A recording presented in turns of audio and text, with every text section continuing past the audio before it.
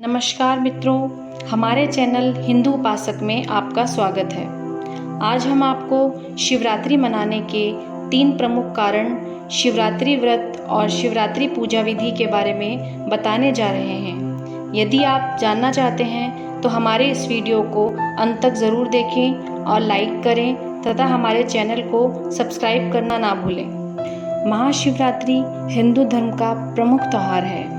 यह भगवान शिव का प्रमुख पर्व है। हिंदू धर्म में कई ऐसे त्यौहार हैं जो बहुत धूमधाम के साथ मनाए जाते हैं, जिनमें भक्तगण बहुत ही श्रद्धा भाव के साथ पूजा अर्चना व उपासना करते हैं। इन्हीं त्योहारों में से एक शिवरात्रि का त्यौहार है, जिसमें भगवान शिव की पूजा अर्चना व अभिषेक किया जाता है। शिवरात्रि का त्यौहार फाल्गुन माह के कृष्ण पक्ष की चतुर्दशी को मनाया जाता है। आइए जानते हैं कि महाशिवरात्रि मनाने के पीछे क्या मान्यता है। पौराणिक कथाओं में महाशिवरात्रि मनाने के पीछे क्या कारण है। पहला कारण, भागवत पुराण के अनुसार समुद्र मंथन के समय जब विष निकला तो सब घबरा गए। उस विष से भयंकर ज्वाला उठ रही थी। किसी को भी समझ में नहीं आ रहा था कि क्या किया जाए। तभी सब देव और दानव भगवान शिव के पास पहुँचे और अपना हाल बताया।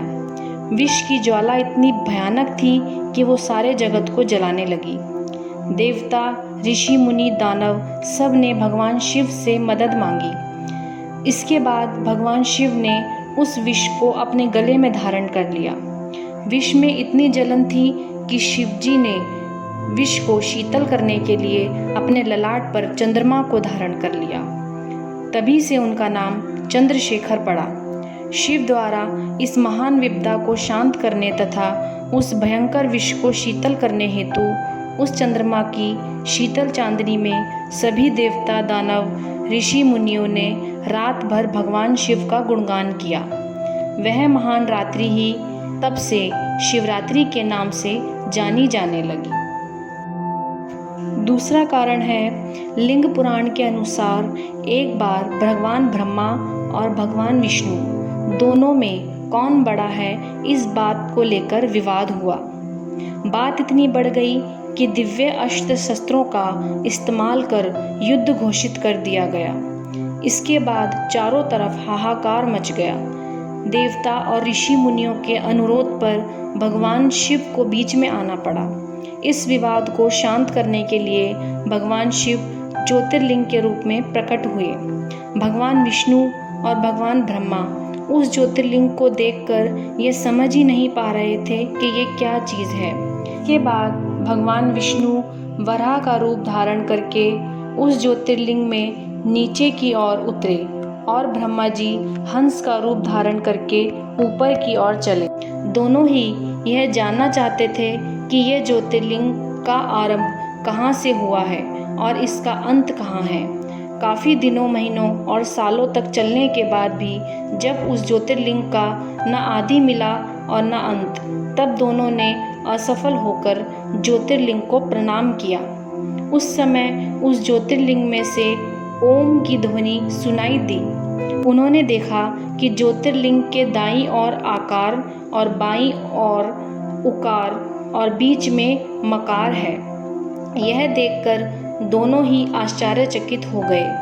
उकार अग्नि की तरह और मकार चंद्रमा की तरह चमक रहा था और बीच में भगवान शिव को शुद्ध स्फटिक की तरह देखा। इस अद्भुत नज़ारे को देख दोनों देखते बहुत प्रसन्न हुए और हर्षित हुए और भगवान शिव की स्तुति करने लगे। और भगवान शिव ने तभी दोनों की स्तुति से प्रसन्न होकर उन्हें अचल भक्ति का वरदान दिया।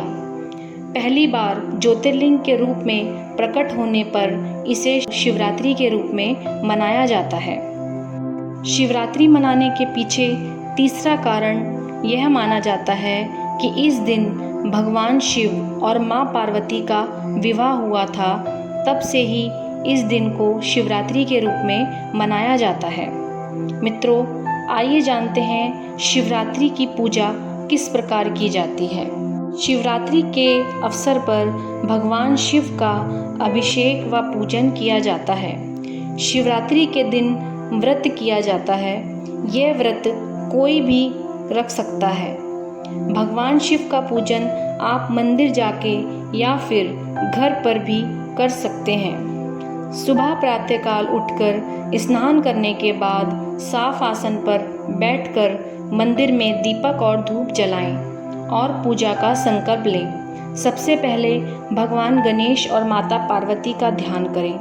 फिर भगवान शिव का ध्यान करते हुए भगवान शिव की प्रतिमा को एक साफ तांबे की प्लेट या परात में रखें और फिर भगवान शिव की प्रतिमा को स्नान कराएं। पहले गंगा जल से, फिर दही से, फिर घी से और शहद से। उसके उपरांत फिर से भगवान शिव की प्रतिमा को शुद्ध जल से स्नान कराएं। स्नान कराने के बाद भगवान शिव की प्रतिमा को पंचामृत से स्नान कराएं और मन में ओम नमः शिवाय का जाप करें। उसके उपरांत भगवान शिव को 108 बार ओम नमः शिवाय का जाप करते हुए दूध की धारा से अभिषेक करें। फिर से भगवान शिव को शुद्ध जल से स्नान कराएं। उसके बाद भगवान शिव को वस्त्र, फल, इत्र, माला और बेलपत्र चढ़ाएं और फिर भगवान शिव के लिए जो आप नैवेद्य लाए हों उसका भोग लगाएं। फिर भगवान शिव जी को दक्षिणा चढ़ाकर शिव जी की आरती गाएं। भगवान शिव जी आपकी सभी मनोकामनाएं पूरी करें। ओम नमः शिवाय।